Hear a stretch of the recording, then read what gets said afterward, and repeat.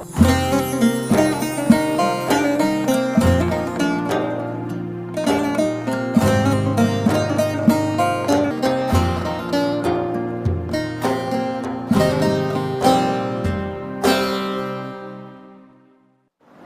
Ibu, kita awali sama-sama dengan bersolawat kepada Rasulullah SAW. Sallallahu ala Muhammad, sallallahu alaihi wasallam, sallallahu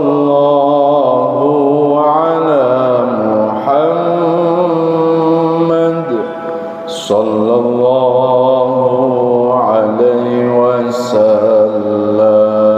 Sama-sama. Sallallahu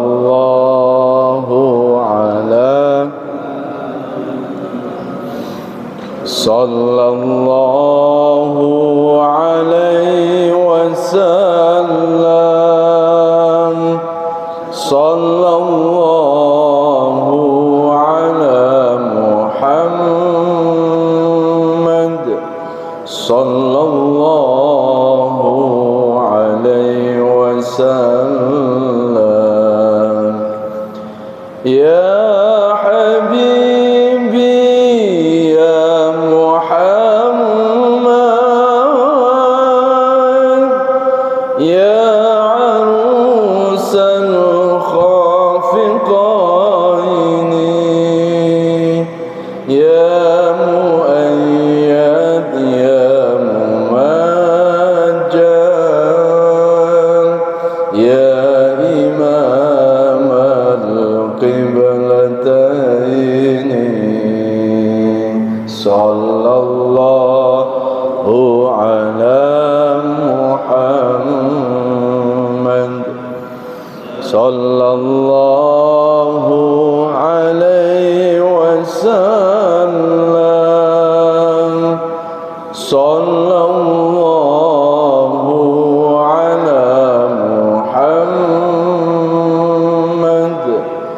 sallallahu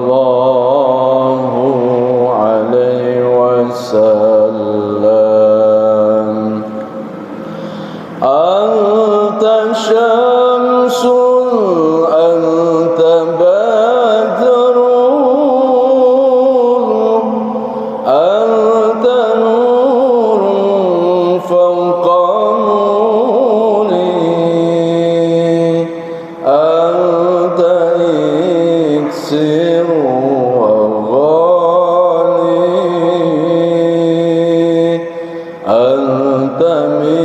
misbahus suduri, sallallahu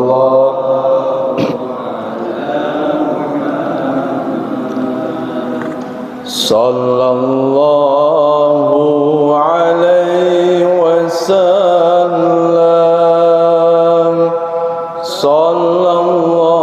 sallallahu ala Muhammad, sallallahu alaihi wasallam.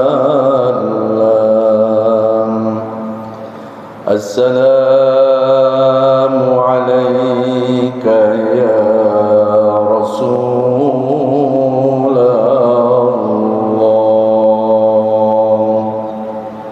Salam rindu untukmu ya Rasulullah.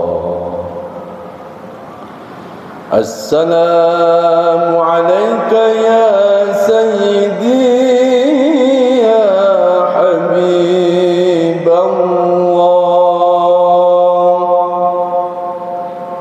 Terimalah kami menjadi umatmu ya Rasulullah. Assalamu alayka ya Sayyidana wa Habibana wa Syafi'ana wa qurrata a'yunina wa maulana Muhammad wa ala alihi وصحبه وبارك وسلم أجمعين. Ya Allah, sampaikan salawat salam rindu kami kepada kekasih-Mu Rasulullah sallallahu alaihi wasallam. Ya Allah, sandingkan kami, sandingkan seluruh keluarga kami, sandingkan ayah dan ibu kami kelak di akhirat-Mu bisa bersanding dengan Rasulullah di dalam surga-Mu, bisa bersanding dengan orang-orang yang Engkau kasihi. Rabbana taqabbal mahabbatana ila Rasulikal Karim. Al-Fatihah. Bismillah.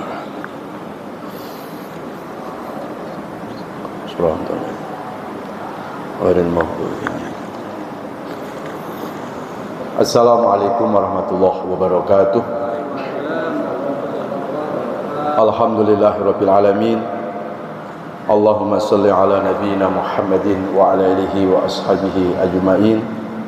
Rabbi zidna ilma wa alhiqna bis solihin wa tawaffana muslimin. Amin ya Allah ya rabbal alamin. Bapak Ibu jamaah sekalian yang dirahmati Allah, alhamdulillah kita bersyukur kepada Allah. Berkat izin dan irodahnya kita masih diberikan nikmat sehat, nikmat panjang umur oleh Allah Subhanahu wa taala. Mudah-mudahan nikmat sehat dan panjang umur ini bisa kita manfaatkan untuk memperbaiki diri kita. Amin ya rabbal alamin. Karena orang yang baik itu bukanlah orang yang hidupnya terlepas dari dosa. Tidak ada orang itu baik terus, dan juga tidak ada orang itu salah terus. Yang baik terus hanya malaikat Allah, yang salah terus adalah iblis. Kita bukan malaikat dan kita juga bukan iblis. Berarti kalau ada orang merasa dirinya benar terus, berarti ngaku jadi malaikat. Begitu dikasih makan 2 piring habis, Pak. Ya, kalau makan 2 piring, malaikat bukan. Malaikat nggak butuh makan. Maka ketika ada orang yang merasa dirinya salah terus, juga pasti bukan manusia. Yang salah terus itu iblis. Kita bukan iblis, kita bukan malaikat. Berarti dalam diri kita itu mewarisi 2 sifat. Kadang benar, kadang salah. Itu normal, Pak. Ya. Maka Rasulullah Shallallahu Alaihi Wasallam bersabda dalam hadis, kullu bani Adam khata' wa khairul khata'at tawwabun. Semua manusia itu banyak dosa, dan sebaik-baik yang berdosa itu kalau menyadari dosanya dan setelah sadar kemudian mau bertaubat kepada Allah. Nah, berarti manusia yang tidak baik justru ketika manusia itu merasa dirinya paling benar, merasa dirinya paling suci, merasa dirinya paling bersih, merasa dirinya paling jago. Padahal yang jago siapa? Yang jago apa? Ayah, merasa paling super pada yang super mi, Pak, ya. Fala tuzakku anfusakum wa huwa a'lamu bimanittaqo. Jangan pernah kita merasa lebih baik dari orang lain, karena sejatinya yang tahu diri kita itu hanya Allah, Pak. Jangankan kita menilai-nilai orang lain, kita aja tak tahu nilai diri kita di hadapan Allah. Ya. Maka sejelek-jelek manusia itu pasti ada baiknya, dan sebaik-baik manusia pasti ada jeleknya. Ya, jangankan kita yang kelasnya manusia biasa, Pak. Sekelas Rasulullah saja dalam sehari enggak kurang Rasul baca istighfar 100 kali. Ya, wa kana Rasulullah sallallahu alaihi wasallam yastaghfiru fi kulli yaumin mi'ata marrah. Ini hadis yang disampaikan oleh istri Rasulullah, Ibunda Aisyah radhiyallahu anha. Adalah Rasulullah yastaghfiru fi kulli yaumin mi'ata marrah. Dalam sehari Rasul enggak kurang baca istighfar 100 kali. Sekelas Nabi yang sudah pasti masuk surga, yang sudah dijamin diampuni dosa-dosanya oleh Allah saja, Pak, dalam sehari enggak kurang baca istighfar 100 kali. Lalu kita siapa gitu? terus kita merasa lebih baik, kita merasa lebih suci. Itu merendahkan Nabi, itu menghina Nabi, seolah-olah umatnya lebih suci daripada nabinya, ya. Padahal kalau kita buka dalam Quran, Rasulullah SAW, Pak, itu sudah mendapatkan sertifikasi langsung dari Allah bahwa Rasulullah itu pasti masuk surga. Nah, kita ada jaminan nggak, Pak? Boro-boro masuk surga, emperannya surga aja belum ada jaminan buat kita itu. Rasulullah itu sudah dijamin diampuni dosa-dosa, ma taqaddama min dzambik wa ma ta'akhkhar, baik dosa di masa lalu maupun dosa yang akan datang sudah dijamin Allah mengampuni Rasulullah sallallahu alaihi wasallam. Nah, pertanyaannya gini, kalau Rasulullah sudah pasti masuk surga, kalau Rasulullah sudah pasti diampuni dosa-dosanya, kenapa Rasulullah baca istighfar? Kan gitu kan? Ya. Kenapa Rasul baca istighfar, Pak? Ini memberikan edukasi, memberikan pelajaran kepada umatnya agar umatnya jangan merasa sok suci. Itu pesan moralnya. Ya. Jangan pernah kita merasa lebih baik, Pak. Ya. Taruhlah ada orang lain yang berbuat salah. Harusnya kita berpikir gini, Pak, jangan-jangan kita lebih banyak salah daripada dia. Atau taruhlah ada orang lain berbuat dosa. Dosanya kapan? Hari ini, Pak Ustadz. Hari ini berdosa. Apakah ada jaminan hari esok masih berbuat dosa, Pak? Lah, kalau Allah kasih hidayah nggak pakai detik, Pak. Karena hidayah itu datang nggak ada yang tahu, Pak. Nggak usah kita bicara orang lain deh. Kita bicara diri kita saja. Coba Pak flashback ke belakang, Pak. Bapak Ibu sekarang sudah senang ke masjid kan? Sudah senang ikut kajian kan? Kapan? Sekarang. Kenapa? Karena sekarang kita sudah mendapatkan hidayah dari Allah. Coba nengok ke belakang, Pak. 10 tahun yang lalu, 20 tahun yang lalu, 30 tahun yang lalu, habis maghrib kita ada di mana? Ya. Jadi kalau hari ini ada orang, maaf, belum senang ke masjid, masih senang berbuat dosa, lah kan dulu juga kita juga, Pak. Kalau kita menjelek-jelekkan mereka, itu kan sama dengan menjelek-jelekkan diri kita. Kalau kita bisa berubah menjadi orang lebih baik, bisa nggak orang yang sekarang jelek ini, Pak, kalau Allah kasih hidayah mereka lebih baik? Bisa. Maka disinilah, Pak, pentingnya kita menanamkan sifat apa? Salamatis sudur. Apa tuh salamatis sudur, Pak? Fokuskan untuk selalu melihat kekurangan, kesalahan diri kita, sehingga tak ada waktu lagi untuk melihat kekurangan orang lain. Itu apa? Sifat salamatis sudur. Ya.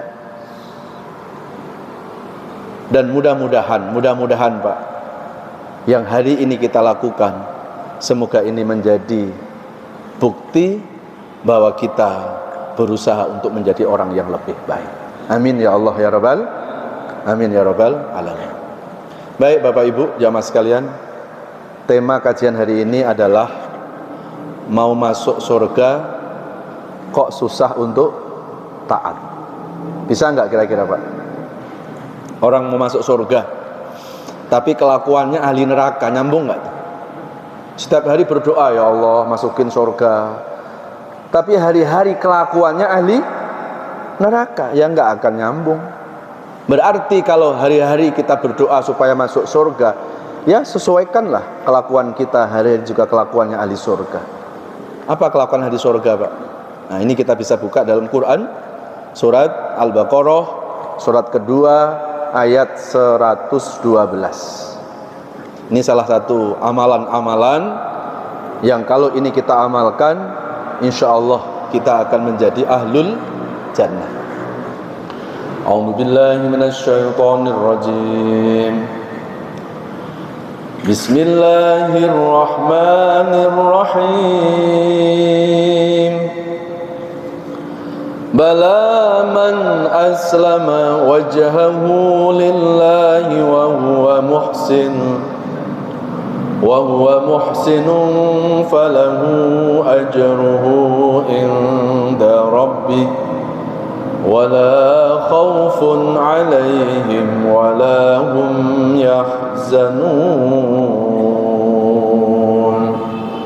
Shadaqallahul adzim.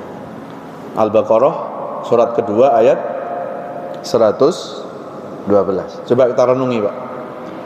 Tidak barang siapa yang hidupnya itu selalu tunduk, berserah diri kepada Allah, itu man aslama wajhahu lillah. Ini amalan pertama ini. Lalu yang kedua apa? Wa huwa muhsin. Lalu diikuti dengan perbuatan-perbuatan yang baik. Dua, Pak. Maka falahu ajruhu inda rabbih, maka baginya akan mendapatkan pahala yang besar. Pahala yang besar di akhirat apa itu, Pak? Surga. Lalu apa? Wala khaufun alaihim, dalam kehidupan tidak akan dihantui ketakutan dan tidak akan larut dalam kesedihan. Berarti kalau mau berharap masuk surga, menurut surat Al-Baqarah 112, Pak, ada dua amalan yang perlu kita lakukan. Ini salah satunya ya, salah satunya di ayat ini. Apa dua amalan itu? Pertama adalah man aslama wajhahu lillah. Hidup ini harus tunduk kepada Allah, berserah.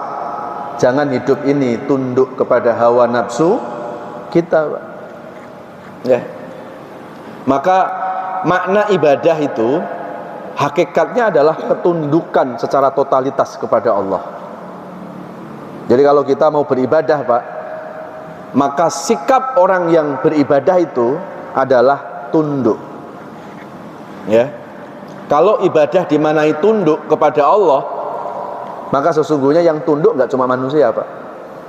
Yang tunduk sama Allah apa? Alam semesta. Wasyamsu tajri li mustaqarril laha, dzalika taqdirul azizil alim. Wal qamara qaddarnahu manazila hatta adakal urjunil qadim. Surat 36, surat Yasin ayat 38 39. Wasyamsu tajri limustaqarril laha. Matahari itu berjalan di atas porosnya. Itu karena matahari tunduk kepada Allah. Ya. Bapak Ibu, kalau pagi-pagi matahari muncul dari mana? Dari ufuk timur. Sore hari tenggelam di ufuk barat. Pertanyaannya, pernah enggak, Pak, pagi-pagi matahari enggak mau keluar dari ufuk timur? Coba, dari mulai Allah ciptakan dunia ini, yang namanya matahari itu selalu tunduk kepada Allah, Pak. Bapak Ibu pernah membayangkan enggak kalau suatu saat matahari itu enggak keluar, Pak? Suruh keluar pagi-pagi dari ufuk timur, matahari ngeyel, enggak mau keluar. Dia bilang sama Allah apa? Ya Allah, khusus hari ini ya Allah, aku mau keluar jam 9. Tadinya jam berapa? 6 umpamanya. Pak, tahu nggak, Pak? Antara jam 6 sampai jam 9, ketika matahari itu belum keluar, akan terjadi kehancuran di alam semesta ini. Kenapa? Karena semua makhluk hidup membutuhkan sinar ultraviolet matahari. Nah, pertanyaannya, Pak, pernah nggak itu dilakukan oleh matahari, Pak? Nggak pernah. Padahal matahari itu nggak butuh surga, kan, Pak? Matahari butuh surga nggak, Pak? Nggak butuh surga. Tapi matahari mau tunduk kepada Allah. Lah ini ada manusia setiap hari minta masuk surga, tapi tunduknya sama hawa nafsunya, gimana itu? Ya. Jadi secara tidak langsung di surat 36 ayat ke-38 itu Allah mengajak kepada manusia agar belajar dari ketundukan matahari itu, Pak. Suruh belajar sama alam. Alam itu selalu diciptakan oleh Allah tunduk, manut terhadap ketetapan Allah. Kalau matahari disuruh keluar pagi dari ufuk timur, nggak mau keluar, akan terjadi kehancuran, kan, Pak? Begitu juga ketika manusia nggak mau tunduk sama Allah, berarti manusia itu sudah dekat dengan kehancurannya juga. Sama, Pak. Ya, maka ketika hari ini ada manusia kok hidupnya tunduknya hanya sama dunia, tunduknya hanya sama hawa nafsunya, pasti manusia ini akan mendapatkan kehancuran. Ya, seperti apa Pak? Kereta itu kalau mau selamat, lewatnya jalan apa? Lewatnya jalan apa? Ya relnya itu. Ketika kereta itu keluar dari rel, apa yang terjadi Pak? Akan terjadi kecelakaan. Dan ternyata rel hidupnya manusia, jalan hidup manusia itu ada dalam ketaatannya, ngikuti aturan Allah. Begitu keluar dari aturan Allah, seperti kereta yang keluar dari jalur relnya. Ya, maka jamaah sekalian dirahmati Allah, salah satu tujuan Allah itu menyuruh kita untuk beribadah bukan sekedar hanya menggugurkan kewajiban, tapi tujuan daripada ibadah adalah agar dalam hidup kita mendapatkan ketenangan. Agar hidup kita mendapatkan apa? Ketenangan. Ya, jadi kalau hari-hari kita selalu berdoa, ya Allah berikan kebahagiaan, ya Allah berikan ketenangan, ya Allah berikan surga. Ternyata ketenangan, kebahagiaan, surga itu Pak berbanding lurus dengan kebaikan-kebaikan diri kita. Jadi kalau hari ini ada orang mau mendapatkan hidup bahagia, mau masuk surga, tapi senangnya berbuat dosa, nyambung nggak Pak itu Pak? Nyambung nggak Pak? Kira-kira Allah membahagiakan manusia dengan dosa apa enggak? Ada enggak orang itu bahagia karena dosa? Ada enggak? Ada. Itu yang korupsi itu bahagia Pak, tetapi kebahagiaan yang hanya di permukaan saja, kebahagiaan yang hanya di kulitnya saja, kebahagiaan yang semu, kebahagiaan yang sesaat, yang tidak sebanding dengan siksa Allah yang abadi selama-lamanya. Ya.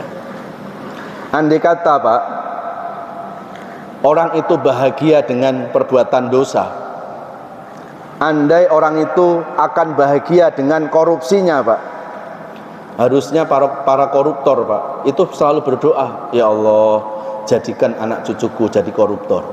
Pertanyaannya, ada nggak koruptor berdoa supaya cucunya jadi koruptor Pak? Ada nggak? Nggak mungkin ada. Kenapa? Karena dia tahu itu dosa. Tapi pertanyaannya, kenapa sudah tahu dosa kok tetap masih melakukannya? Karena orang itu tidak bisa mengalahkan hawa nafsunya, dan orang itu tidak mau menerima nasihat-nasihat dari hatinya. Yang didengar hanya nasihat-nasihat apa? Akalnya. Yang didengar hanya nasihat-nasihat nafsu. Kapan lagi kalau mau kaya, kalau nggak korupsi? Ya. Lalu nasihat hati, hatinya diperkosa, hatinya nggak didengar nasihat sama sekali. Ya. Maka ketika kita selalu berbuat kebaikan, maka kebaikan itu berbanding lurus dengan kebahagiaan, baik kebahagiaan dunia maupun kebahagiaan akhirat. Ya, kebahagiaannya ikan ada di mana Pak? Kebahagiaan ikan ada di mana? Di air. Siapa yang menentukan ikan itu bahagia di air? Allah. Lalu ikan nggak kerasan di air, bisa tenang nggak dia? Nggak akan tenang. Kata ikan, ya Allah bosan ya Allah, masuk di air melulu. Terus aku kepengen di wajan ya Allah. Kira-kira gimana? Mati. Karena Allah sudah menetapkan kebahagiaan ikan itu ya di air. Sudah, tunduk, ikutin ketetapan Allah. Itu Pak ya. Kalau kebahagiaannya burung ada di mana? Di udara. Ada nggak burung nggak kerasan di udara Pak? Dia protes sama Allah, ya Allah, aku nggak mau di udara ya Allah. Ya, Bu, Bapak sekalian, Bapak Ibu punya burung, kemudian ditaruh di sangkar Pak. Walaupun sangkarnya itu harganya katakanlah jutaan rupiah, kalau burung bisa ngomong Pak, nggak di situ dia kebahagiaan. Kebahagiaannya ya Allah letakkan di udara. Keluar dari udara pasti hilang kebahagiaan hidupnya. Karena sunatullahnya begitu, Pak. Kebahagiaan kucing ada di mana? Kucing, Pak, di dapur. Kebahagiaan kucing nggak mungkin di air. Kebahagiaan kucing nggak mungkin di udara. Kebahagiaan kucing ada di darat. Ini ada kucing nggak mau di darat, Pak. Binasa nggak tuh kucing? Binasa. Nah, pertanyaannya gini, Pak. Kalau kebahagiaannya ikan ada di air, kebahagiaannya burung ada di udara, kebahagiaannya kucing ada di darat. Pertanyaan sederhana, di mana Allah meletakkan kebahagiaan hidup manusia? Ada yang bisa jawab? Yang bisa saya kasih hadiah umroh gratis. Syaratnya subuh besok berangkat. Ya. Sudah ada visa? Nggak ada. Saya batalin kalau gitu, nggak jadi. Yang nggak ada visa. Coba, di mana Allah letakkan kebahagiaan hidup manusia, Bu? Kalau ada yang bilang, ya kebahagiaan hidup manusia itu ada di air, ikan, Pak. Di udara ya burung, Pak. Di darat, ya, kucing juga di darat tuh. Di mana kebahagiaan manusia? Ternyata, mau tahu nggak ini? Kalau mau tahu saya kasih tahu. Kalau enggak sih nggak apa-apa. Ini rahasia, Pak. Kalau nggak di sini saya nggak kasih tahu. Ya. Di mana Allah letakkan kebahagiaan hidup manusia?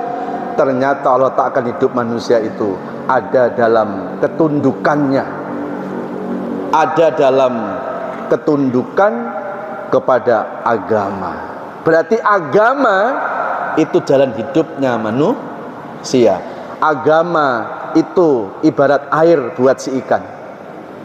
Ikan keluar dari air pasti mati. Dan begitulah ketika manusia hidupnya jauh dari agama. Maka ketika hari ini ada orang mau mendapatkan hidup bahagia, matinya masuk surga, muda kaya raya, terus tua apa? Kepingin berharap mau masuk surga, tapi dalam hidupnya justru jauh dari nilai-nilai agama, Pak. Itu salah rumus. Jadi agama itu Allah turunkan, hakikatnya adalah untuk kebahagiaan hidup manusia. Maka kalau hari ini ada orang mengaku punya agama, Pak. Agamanya apa, Pak? Islam. Tapi kok menjalani ajaran-ajaran agama masih terasa beban. Itu mesti ada yang salah dalam cara beragamanya. Agama itu bukan beban hidup, agama itu solusi hidup. Agama itu jalan hidup. Apapun persoalan hidup kita, kalau kita larikan ke agama, Pak, pasti happy ending. Tapi kalau kita menghadapi masalah hidup, malah kita menjauhkan diri dari nilai-nilai agama, jauh dari Allah, jauh dari ketaatan. Itu seperti air yang seperti ikan yang menjauhi dari kehidupan di airnya itu. Ya. Maka kalau orang itu agamanya baik, Pak, pasti hidupnya juga akan baik. Hidupnya nggak akan jorok. Orang kalau agamanya baik, maka agama itu akan menjadi way out, jalan keluar dalam menghadapi apapun persoalan-persoalan hidup manusia. Orang kalau agamanya baik, dijamin hidupnya pasti akan mudah ikhlas. Dan ciri-ciri orang ikhlas itu siapa, Pak? Orang itu tidak mudah panik, tidak mudah cemas, tidak dihantui ketakutan dalam menghadapi hidup. Yang ngapain? Orang beragama, orang beriman kok takut menghadapi hidup. Sementara hidup manusia sudah diatur oleh Allah. Kita manusia hanya tinggal menjalani saja, Pak. Emang kita bisa mengatur Tuhan? Nggak bisa. Kita bisa memaksa Allah untuk mengikuti kemauan kita? Nggak bisa juga. Hidup ini bukan mau-maunya kita, Pak. Hidup ini hakikatnya mengikuti apa yang dimaui oleh Allah. Jalani aja hidup ini. Sampai kapan? Nggak usah tanya sampai kapan, Pak. Capek kita, lelah kita. Jalani hidup ini sampai Allah yang merubah ketetapannya sendiri. Ya. Qul la yusibana illa ma kataballahu lana huwa maulana wa 'alallahi falyatawakkalul mu'minun. At-Taubah surat 9 ayat 51. Tidak ada sesuatu yang menimpa kita kecuali sesuatu itu telah ditetapkan oleh Allah. Maka kepada Allah lah kita berserah diri, kita bersandar. Wa 'alallahi falyatawakkalul mu'minun, dan kepada Allah lah orang-orang beriman itu akan bertawakal. Ya, jadi kalau hidup ini mau mendapatkan kebahagiaan dunia atau kebahagiaan akhirat, Pak, kuncinya apa? Kuncinya hidup ini harus selalu tunduk kepada Allah. Hidup ini harus melibatkan Allah. Jangan pernah kita abaikan Allah, jangan pernah kita tinggalkan Allah, melupakan Allah. Sekali kita melupakan Allah, berarti Allah juga akan melupakan hidup kita. Dan kalau orang sudah dilupakan hidupnya sama Allah, apa yang terjadi, Pak? Orang itu akan merasakan kehidupan yang hampa, kehidupannya hambar, kayak nggak ada artinya. Akhirnya mudah stres. Orang stres bukan karena masalah, orang stres itu karena dia salah dalam membawa masalah. Harusnya masalah dibawa kepada Allah. Hari ini kita bawa masalah ke pikiran kita, ke akal kita, lelah kita, Pak. Ya, makanya saya tidak setuju kalau ada orang stres, depresi, lalu apa? Frustasi. Itu disebabkan karena masalahnya berat, bukan karena masalah. Ya. Karena faktanya ada nggak orang hidup yang tak ada masalah, Pak? Ya. Kalau stres itu karena masalah, harusnya yang stres gak cuma kita. Kenapa yang lain gak ada? Kenapa yang lain tidak stres? Apa yang lain gak ada masalah?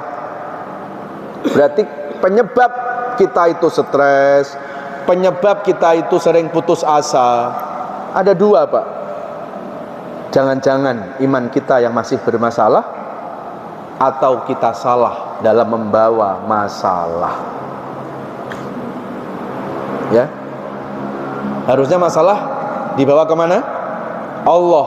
Hari ini kita bawa masalah ke akal kita, ke pikiran kita. Pertanyaannya, mampukah akal kita menghadapi apa yang telah ditetapkan oleh Allah? Enggak mampu, Pak. Nah, maka disinilah pentingnya apa? Kita selalu menguatkan keimanan, Pak. Al-iman asasul hayah. Iman itu pondasi dari kehidupan ini. Orang itu dikatakan kuat bukan karena fisiknya, Pak. Fisik kita berubah sesuai dengan pergeseran masa. Tak ada orang tambah tua tambah kuat, nggak ada. Kalau hidup ini hanya mengandalkan fisik, endingnya kita kecewa. Ya.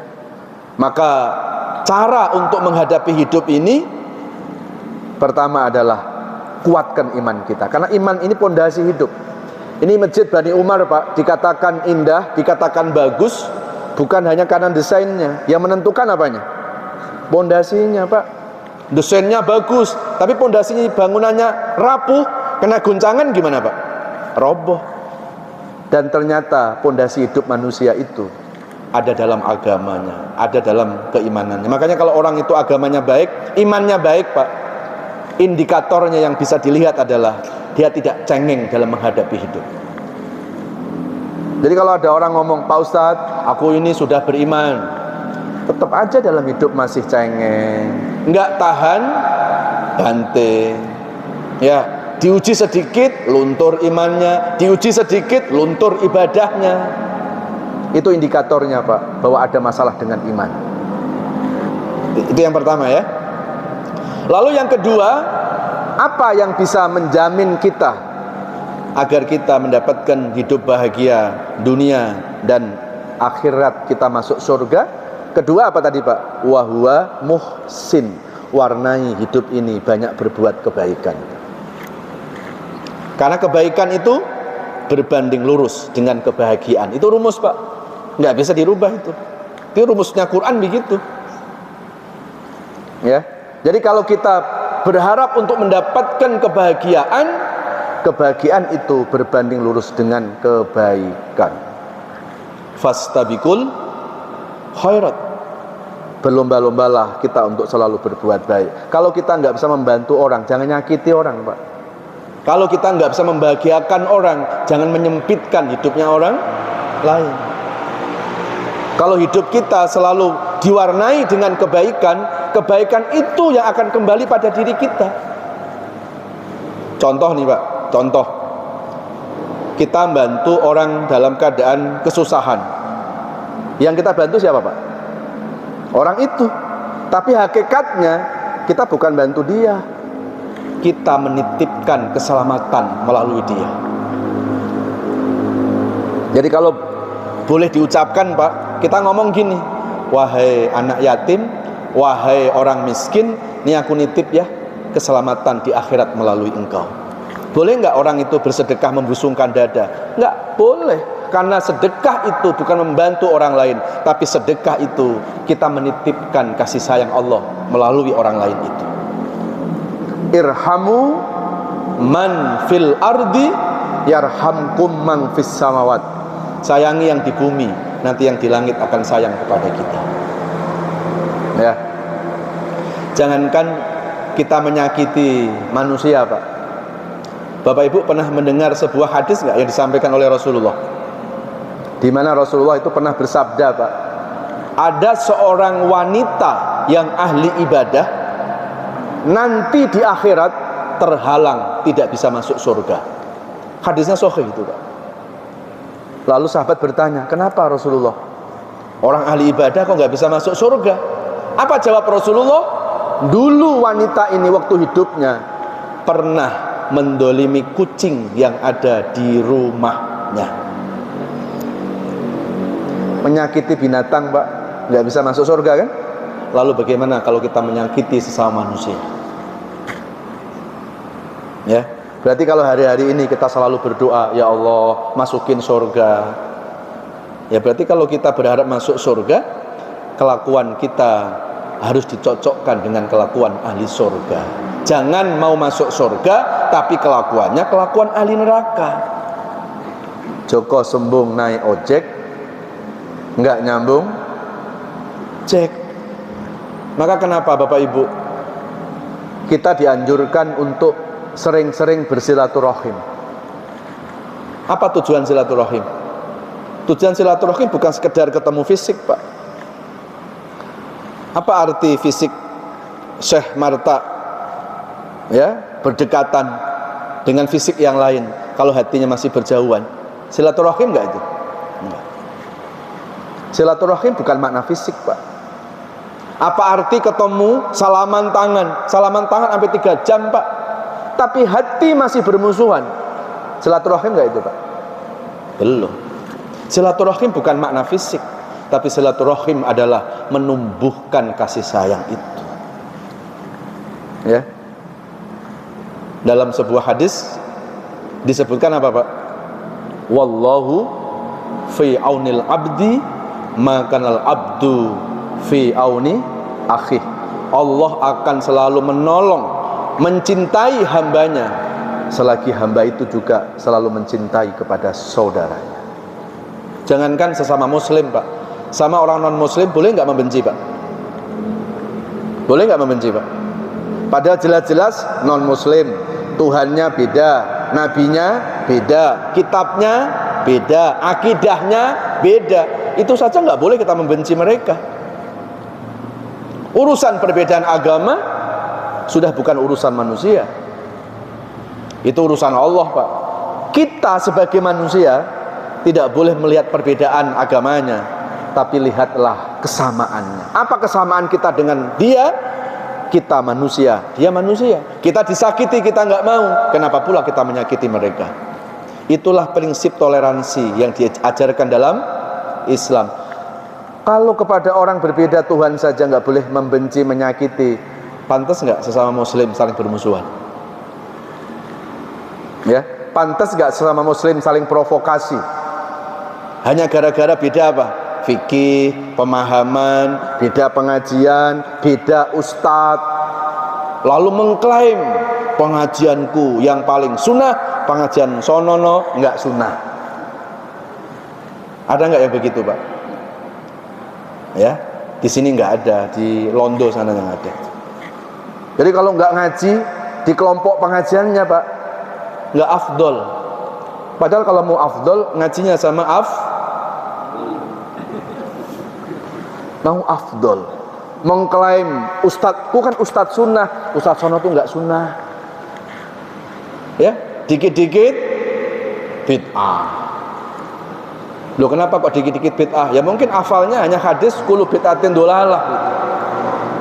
Jadi setiap bid'ah sesat, padahal yang sesat itulah yang bid'ah. Ya,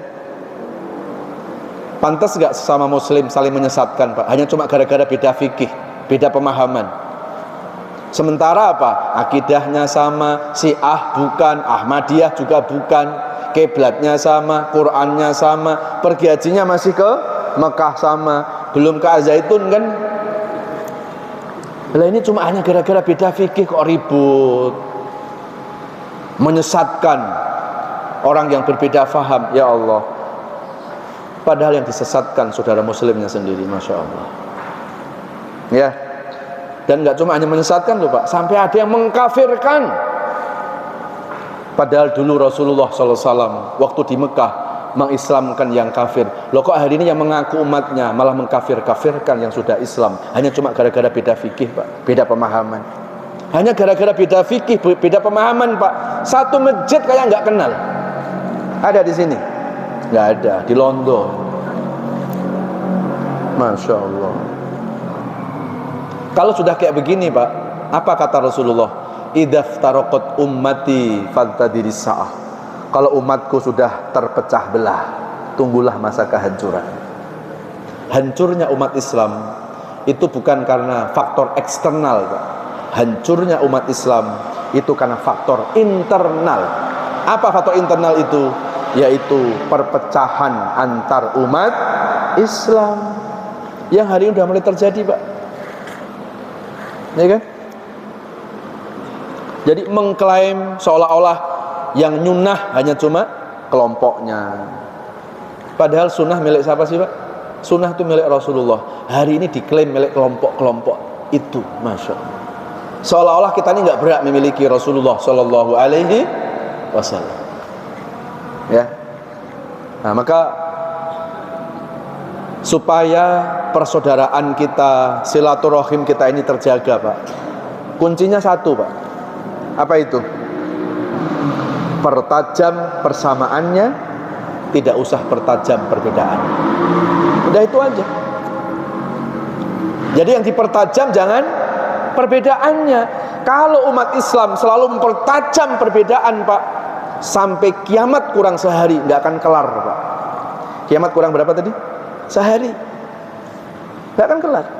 Karena perbedaan itu sunatullah. Pelangi itu indah karena warnanya berbeda Pak. Coba kalau warnanya nggak berbeda, bukan pelangi, pelonga, ya nggak tahu apa itu. Nah hari ini kita maksa orang harus sama dengan kita, nggak bisa Pak. Jangankan di kalangan kita nih Pak, antar jamaah, antar ustadz yang kita sekarang ini, antar ulama-ulama, antar para sahabat pun ada perbedaan di antara mereka. Tapi mereka nggak saling menyesatkan. Imam Syafi'i berbeda dengan gurunya Imam Al-Maliki, Imam Darul Hijrah. Tapi Imam Maliki nggak pernah mengatakan, hei Syafi'i, kamu kan muridku, ikut aku saja. Kalau kamu nggak ikut aku, sesat kamu. Nggak pernah. Ya, itu ulama-ulama besar kita begitu. Nah ini yang baru belajar agama kok mudah nyesatin orang. Masya Allah. Ya, mudah-mudahan itu tidak terjadi. Ya, di keluarga, di jamaah-jamaah masjid kita, amin ya robbal alamin. Ya, lalu jangan kita pertajam perbedaannya, tapi pertajam apa? Persamaan. Sama orang non muslim gak usah lihat perbedaannya Pak, lihat persamaannya, aman. Sama orang Islam, apalagi orang Islam, jelas-jelas Tuhannya sama, nabinya sama, Qurannya sama. Kalaupun ada perbedaan itu hal yang biasa saja. Ya, nggak perlu kita kemudian saling menjas. Ya, nauzubillah min dzalik. Ada yang mau bertanya? Jika tidak ada kita Ya.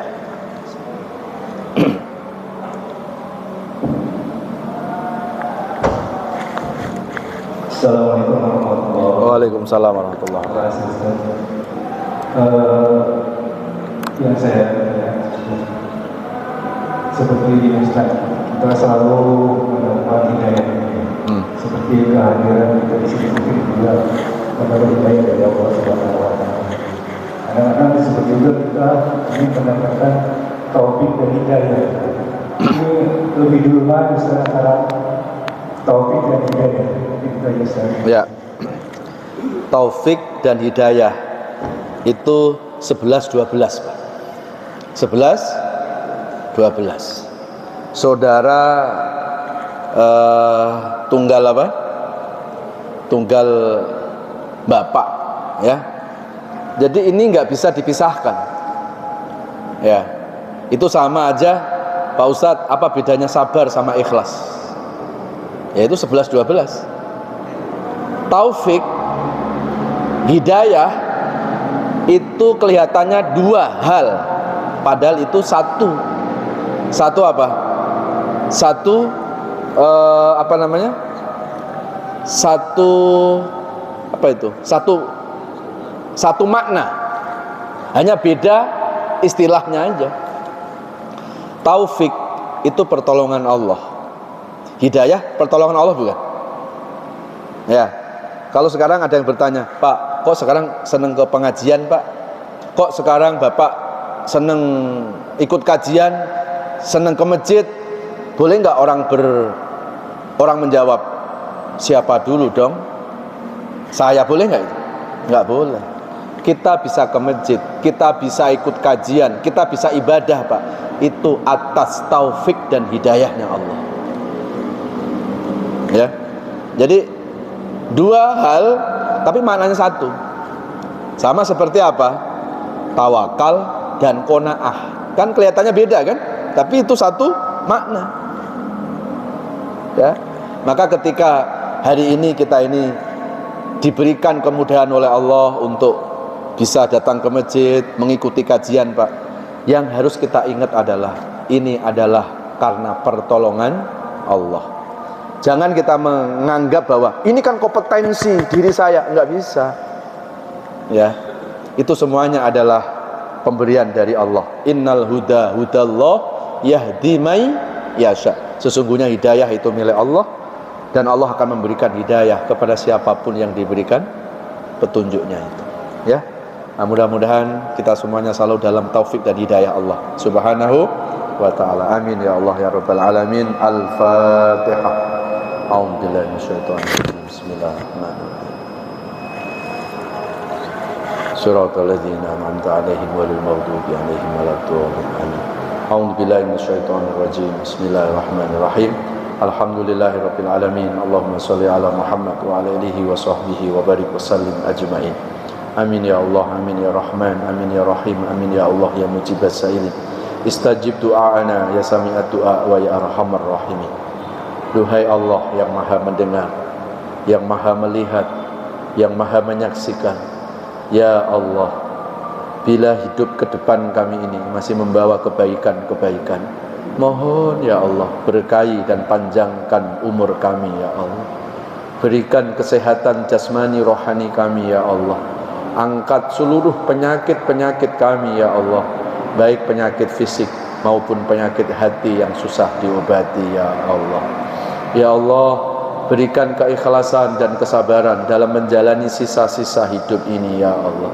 Dari mulai hari ini sampai Engkau mencabut nyawa kami, tetapkan iman dan Islam kami ya Allah, sehingga hanya nama-Mu yang kami sebut ketika kami menghembuskan nafas terakhir kali. Wa sallallahu ala nabiyyina Muhammadin wa ala alihi wa sahbihi wasallam walhamdulillahi rabbil alamin. Subhanakallahumma wa bihamdika asyhadu an la ilaha illa anta astaghfiruka wa atubu ilaik. Mohon maaf lahir batin. Wassalamualaikum warahmatullahi wabarakatuh.